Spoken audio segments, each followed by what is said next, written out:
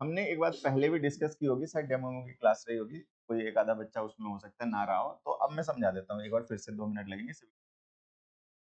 जो हम सेंटेंसेस लिखते हैं या बोलते हैं इंग्लिश में, ठीक है, उनके 2 कंपोनेंट्स होते हैं। क्या होते हैं? अरे पगलो, वो पार्ट ऑफ द सेंटेंस होते हैं। जैसे कोई भी सेंटेंस हम लिखते हैं ना, तो उसमें क्या होता है, एक तो सेंटेंस में होता है मीनिंग, कि भाई आपको कोई बात कहनी होती तभी तो कोई सेंटेंस लिखा है बोला जाता है। तो हम सेंटेंस बोलकर या सेंटेंस लिखकर कुछ ना कुछ कहना, बताना, समझाना चाहते हैं, कोई जानकारी शेयर करना चाहते हैं, वो जो कि इसे हम कहते हैं मीनिंग ऑफ द सेंटेंस।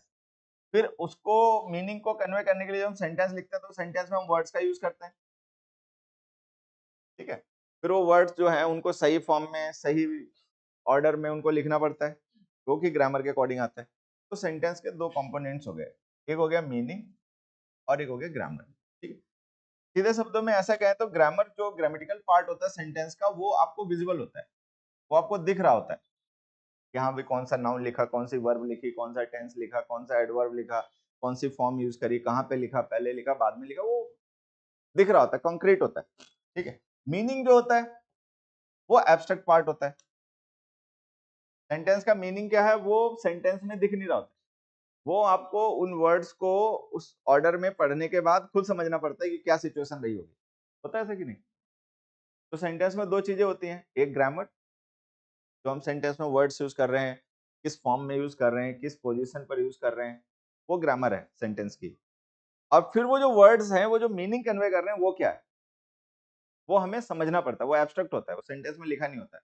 तो हमने शायद ये पहले कई बार बात पढ़ी भी होगी, डिस्कस करी होगी कि एक ही सेंटेंस डिफरेंट कॉन्टेक्स्ट से देखने पर डिफरेंट मीनिंग कन्वे कर सकता है, पढ़ा था। और हमने ये भी पढ़ा होगा कि कोई भी सेंटेंस जो है उसके सही या गलत होने के लिए दोनों ही फैक्टर्स मतलब रिस्पॉन्सिबल होते हैं। कोई सेंटेंस ऐसा हो जो ग्रामर के हिसाब से सही हो लेकिन उसका मीनिंग लॉजिकल ना हो, एब्सर्ड मीनिंग हो, तो फिर वो गलत माने या सही? गलत मानेंगे। कोई सेंटेंस मान लो ऐसा है कि उसका मीनिंग तो सही है लेकिन वो ग्रामेटिकल फॉर्म में नहीं सही लिखा हुआ, तो उसको सही माने या गलत? गलत ही मानेंगे। दोनों चीजें सही होनी जरूरी होती हैं। कोई भी सेंटेंस केवल ग्रामेटिकली सही लिख देने से सही नहीं हो जाता है, उसको सही होने के लिए उसका एक लॉजिकल मीनिंग भी होना चाहिए। अब मान लो ग्रामर के हिसाब से सब सही लिखा लेकिन उसका मीनिंग वाहियात बन रहा है, तो वो गलत माना जाएगा, ठीक है। एक दो एग्जांपल से बात जो मैंने अभी आपको थ्योरेटिकली समझा दी, हो सकता है दिमाग में ना गई हो, एक एग्जांपल से मैंने एक सेंटेंस लिखा, आई एम हियर, ठीक है, आई एम देयर।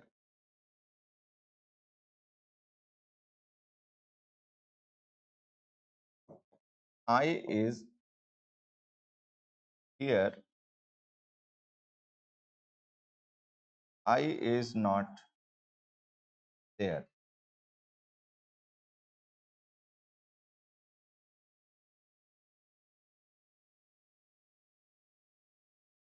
ध्यान से देखो, मैंने लिखा आई एम हियर, ये ग्रामेटिकली सही है क्या? सही है। मीनिंग वो भी सही है। हियर का मतलब दिस प्लेस होता है, जैसे अभी हमने थोड़ी देर पहले नाउ और देन डिस्कस किए थे ना, तो नाउ और देन जो होते हैं वो एडवर्ब ऑफ टाइम होते हैं। नाउ का मतलब दिस टाइम होता है, देन का मतलब दैट टाइम होता है। हियर जो है और देयर है, एडवर्ब ऑफ प्लेस है। हियर का मतलब होता है दिस प्लेस, देयर का मतलब होता है दैट प्लेस। आई कौन होता है? स्पीकर। आई होता है स्पीकर, ठीक है। अब कोई स्पीकर है, वो कह रहा है आई एम हियर, कि मैं यहाँ हूँ, ठीक है। तो हियर का मतलब the point where he is, जहां पर है वो, उसी पॉइंट को हियर कहा जाता है, तो ये सही है। अब कोई कह रहा है आई एम देयर, नहीं, ग्रामेटिकली सही है गलत है? ग्रामेटिकली तो सही है, ग्रामर के हिसाब से तो कोई गड़बड़ नहीं है। लेकिन अगर कोई पर्सन कह रहा है आई एम देयर, तो क्या ये लॉजिकली पॉसिबल है जो वो बात कह रहा है वो ट्रू हो, फैक्ट हो? नहीं हो सकता, क्योंकि स्पीकर जिस पॉइंट पर भी होता है ना, उस पॉइंट को कहा जाता है हियर, ठीक है। तो अगर कोई पर्सन ही कह रहा है आई एम देयर, तो ये ग्रामेटिकली तो सही सेंटेंस लिखा हुआ है, ग्रामर के हिसाब से कोई भी गड़बड़ नहीं है, लेकिन इसका मीनिंग जो है वो एब्सर्ड है, इलॉजिकल मीनिंग है। तो इसको सही माने या गलत माने? ठीक। अब मान लो यहाँ पे लिख दिया जाए आई एम नॉट देयर, अब हम लिख दें आई एम नॉट देयर, सही है गलत? तो अब ये सही हो गया, ग्रामेटिकली भी सही है और लॉजिक वाइज भी सही है, प्रूवेबल मीनिंग। अब वहां जाओ, आई इज हियर मीनिंग के हिसाब से सही है गलत? मीनिंग के हिसाब से तो सही है, ठीक है, लेकिन ग्रामर के हिसाब से आई के साथ में आना चाहिए था एम, हमने लिख रखा इज, ठीक है, तो ये गलत हो गया। बताऊं भाई, आई इज नॉट देयर, लेटर इधर उधर भाग जाएगा, है? और ऐसे तो फिर ये भी अभी सही हो जाएगा, है?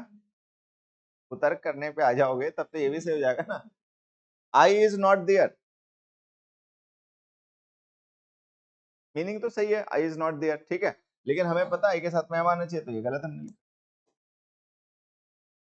तो कुल मिला के बात ये, छोटे छोटे एग्जाम्पल है, इनसे बात आपको समझ में आ गई होगी कि सेंटेंस, अभी तो ये छोटे सेंटेंस है, बड़े सेंटेंस भी हो सकते हैं, लेकिन जब ये बात हमारे दिमाग में आ जाएगी कि हाँ भाई हमें सेंटेंस को इस तरीके से देखना है, ये हमारा नजरिया चीजों को देखने का होना चाहिए, तो जब छोटी बात पे उस आप अप्रोच को अप्लाई कर लोगे तो बड़े सेंटेंस में भी कर लोगे, लेकिन अगर अप्रोच ही नहीं होगी तो क्या छोटा क्या बड़ा, तो चलते रहेंगे। तो दो बातें हमें ध्यान रखनी है, कोई भी सेंटेंस होता है उसको सही या गलत होने के पीछे दो फैक्टर्स होते हैं, एक ग्रामर ऑफ द सेंटेंस, दूसरा मीनिंग ऑफ द सेंटेंस, ठीक है। कई बार ऐसा होता है सेंटेंस ग्रामेटिकली बिल्कुल सही होता है लेकिन मीनिंग वाइज गलत, कई बार ऐसा होता है कोई मीनिंग वाइज सही होता है लेकिन वो ग्रामेटिकली गलत हो जाता है, तो हमें दोनों ही फैक्टर्स को चेक करना चाहिए किसी भी सेंटेंस को सही या गलत कहने से पहले। एक एग्जांपल और अच्छा से मेरे दिमाग में आ रहा है, उसको भी डिस्कस कर लेते हैं, फिर उन क्वेश्चंस पे वापस आएंगे। मान लो मैंने एक सेंटेंस लिखा, they killed he, they killed me,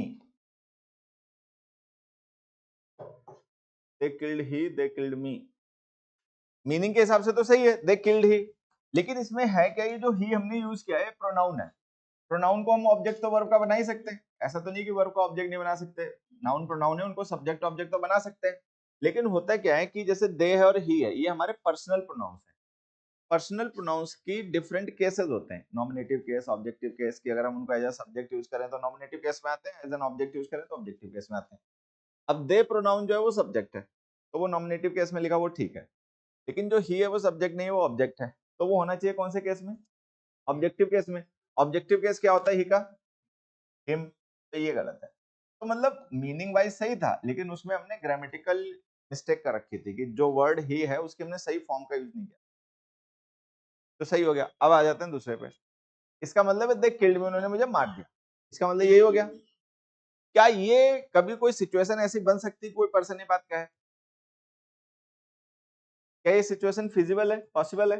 नहीं पॉसिबल है, क्योंकि इसके लिए उस पर्सन को पहले मरना पड़ेगा, क्योंकि पास्ट इंडेफिनिट टेंस है, मर जाएगा फिर वो स्पीकर रह नहीं सकता।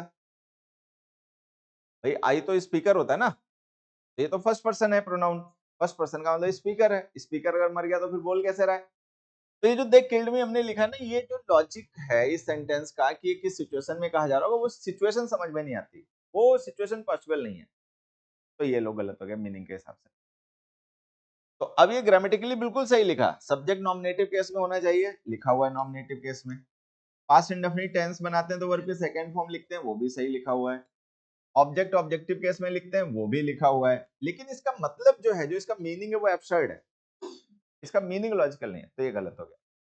अब इसमें देखो जैसे किल्ड लिखा है ना, अगर हम किल्ड से पहले लिख दें almost, they almost killed me, तो सही हो जाएगा गलत हो जाएगा?